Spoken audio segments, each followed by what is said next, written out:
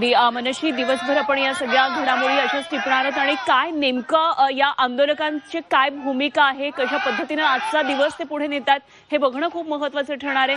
मनशी पाठक आमचे प्रतिनिधी आपल्याबरोबर होत्या आणि सीएसएम परिसरामध्ये नेमकं कसं वातावरण आहे, आंदोलकांची सकाळ नेमकी कशी झालेली आहे हे सगळं आपल्याला ते सविस्तर सांगतात।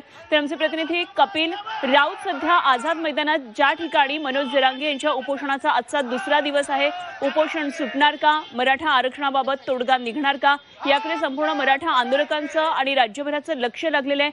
आज शिष्टमंडळ भेटीला येणार का आणि शिष्टमंडळामध्ये नेमकं कोण असणार, शिष्टमंडळाचा प्रस्ताव नेमका काय असेल, अशा अनेक खरं तर घडामोडी आज दिवसभरामध्ये पाहायच्या आहेत आणि आमचे दोन प्रतिनिधी या सर्व घडामोडींवर लक्ष ठेवून आहेत। तर आंदोलकांची आजची सकाळ कशी झाली ती आपण पाहिलं, मात्र या आंदोलकांनी कालची रात्र कशी घालवली। सीएसएमटी स्टेशनवर काल आंदोलकांनी कालची रात्र काढली। कालपासून पडणाऱ्या पावसामुळे आझाद मैदान आणि परिसरामध्ये प्रचंड चिखल झालेला आहे, त्यामुळे रात्री झोपायचं कुठे असा सवाल या सर्व आंदोलकांसमोर होता।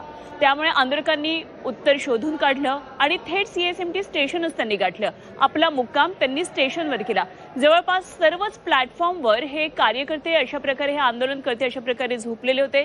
सरकारनं आमची कुठलीही सोय केलेली नाही आणि त्यामुळे असे आम्ही झोपलेलो आहोत आणि किती आम्हाला कष्ट पडले तरी आरक्षण घेतल्याशिवाय मुंबई सोडणार नाही, अशी प्रतिक्रिया या आंदोलनकर्त्यांनी दिली।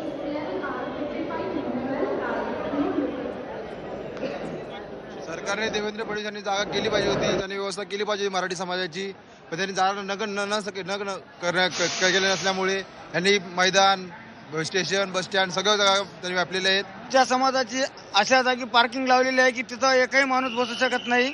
लवकरात लवकर मुंबई सोडून जावं मराठी, अशी व्यवस्था करून ठेवलेली आहे आमच्या समाजाची।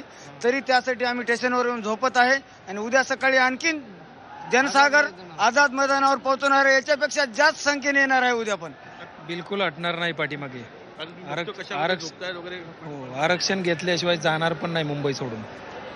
जीव गेला तर पण हरकत नाही साहेब, आरक्षण घेतल्याशिवाय माघारी जाणारच नाही। ते जरांगेंच्या समर्थनासाठी मराठा आंदोलक आझाद मैदानामध्ये आले।